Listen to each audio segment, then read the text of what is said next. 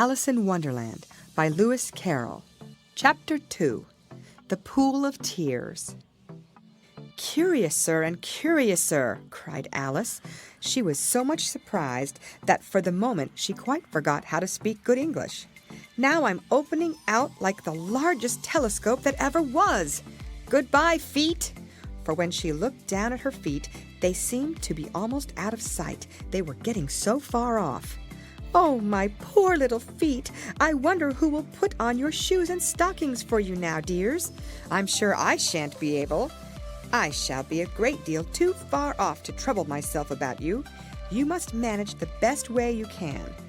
"But I must be kind to them," thought Alice, "or perhaps they won't walk the way I want to go. Let me see, I'll give them a new pair of boots every Christmas." And she went on planning to herself how she would manage it.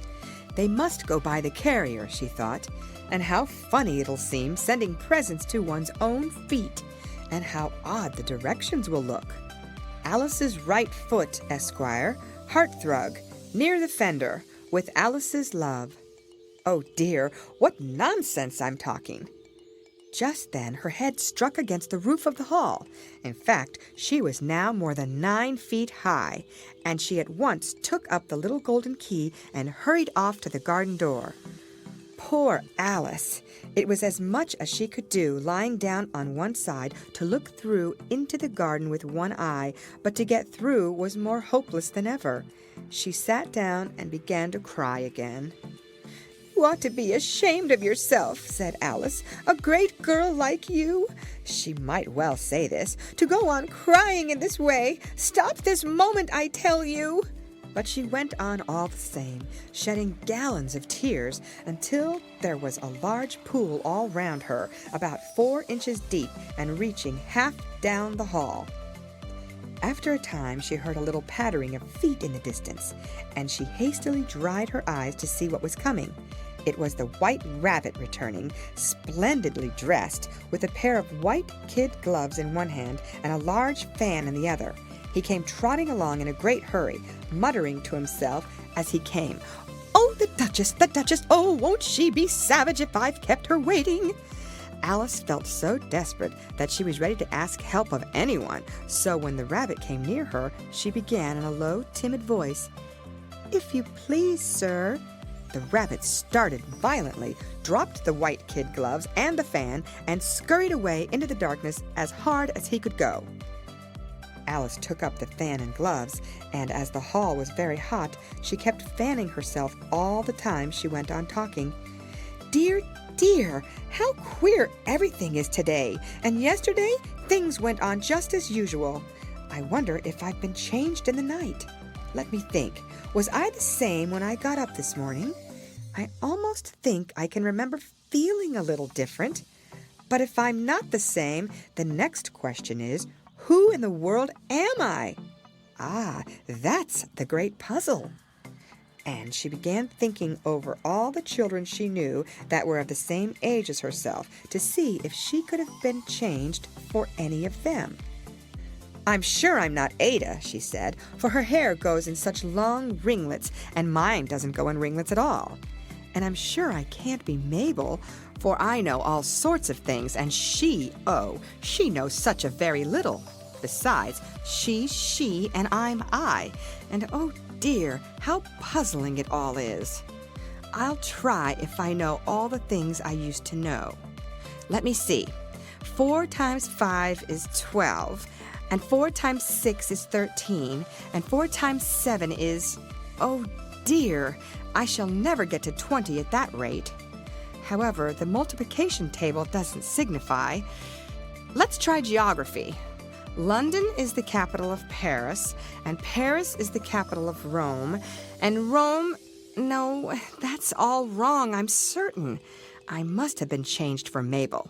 I'll try and say, how doth the little...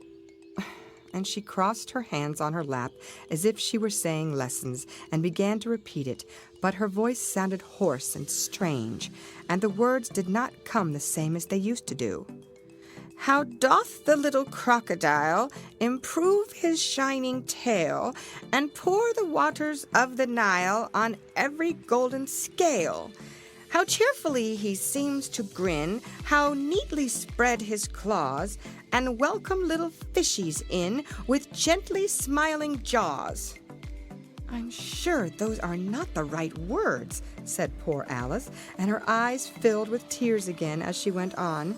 "I must be Mabel after all, and I shall have to go and live in that poky little house and have next to no toys to play with and, oh, ever so many lessons to learn. No, I've made up my mind about it. If I'm Mabel, I'll stay down here. It'll be no use their putting their heads down and saying, 'Come up again, dear.' I shall only look up and say, 'Who am I then? Tell me that first, and then, if I like being that person, I'll come up. If not, I'll stay down here till I'm somebody else. But oh dear," cried Alice with a sudden burst of tears, "I do wish they would put their heads down. I am so very tired of being all alone here." As she said this, she looked down at her hands and was surprised to see that she had put on one of the rabbit's little white kid gloves while she was talking. "How can I have done that?" she thought. "I must be growing small again." She got up and went to the table to measure herself by it, and found that, as nearly as she could guess, she was now about 2 feet high and was going on shrinking rapidly. She soon found out that the cause of this was the fan she was holding, and she dropped it hastily, just in time to avoid shrinking away altogether. "That was a narrow escape," said Alice, a good deal frightened at the sudden change, but very glad to find herself still in existence. "And now for the garden." And she ran with all speed back to the little door. But alas, the little door was shut again, and the little golden key was lying on the glass table as before. "And things are worse than ever," thought the poor child, "for I never was so small as this before, never. And I declare it's too bad, that it is." As she said these words, her foot slipped, and in another moment, splash! She was up to her chin in salt water. Her first idea was that she had somehow fallen into the sea. "And in that case, I can go back by railway," she said to herself. Alice had been to the seaside once in her life, and had come to the general conclusion that wherever you go to on the English coast, you find a number of bathing machines in the sea, some children digging the sand with wooden spades, then a row of lodging houses, and behind them a railway station. However, she soon made out that she was in a pool of tears, which she had wept when she was 9 feet high. "I wish I hadn't cried so much," said Alice as she swam about, trying to find her way out. "I shall be punished for it now, I suppose, by being drowned in my own tears. That will be a queer thing, to be sure. However, everything is queer today." Just then she heard something splashing about in the pool a little way off, and she swam nearer to make out what it was.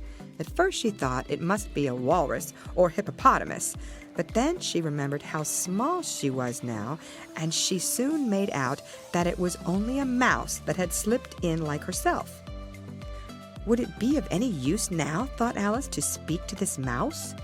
Everything is so out of the way down here that I should think very likely it can talk. At any rate, there's no harm in trying. So she began. "Oh, mouse, do you know the way out of this pool? I'm very tired of swimming about here. Oh, mouse!" Alice thought this must be the right way of speaking to a mouse. She had never done such a thing before, but she remembered having seen in her brother's Latin grammar a mouse, of a mouse, to a mouse, oh mouse. The mouse looked at her rather inquisitively and seemed to her to wink with one of its little eyes, but it said nothing. "Perhaps it doesn't understand English," thought Alice. "I dare say it's a French mouse come over with William the Conqueror." For with all her knowledge of history, Alice had no very clear notion how long ago anything had happened. So she began again. "Où est ma chatte?" which was the first sentence in her French lesson book. The mouse gave a sudden leap out of the water and seemed to quiver all over with fright. "Oh, I beg your pardon," cried Alice hastily, afraid that she had hurt the poor animal's feelings. "I quite forgot you didn't like cats." "Not like cats!" cried the mouse in a shrill, passionate voice. "Would you like cats if you were me?" "Well, perhaps not," said Alice in a soothing tone. "Don't be angry about it.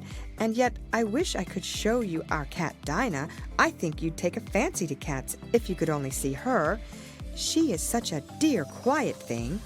Alice went on half to herself as she swam lazily about in the pool. "And she sits purring so nicely by the fire, licking her paws and washing her face. And she is such a nice, soft thing to nurse. And she's such a capital one for catching mice. Oh, I beg your pardon," cried Alice again, for this time the mouse was bristling all over, and she felt certain it must be really offended. "We won't talk about her any more if you'd rather not." "We indeed!" cried the mouse, who was trembling down to the end of his tail.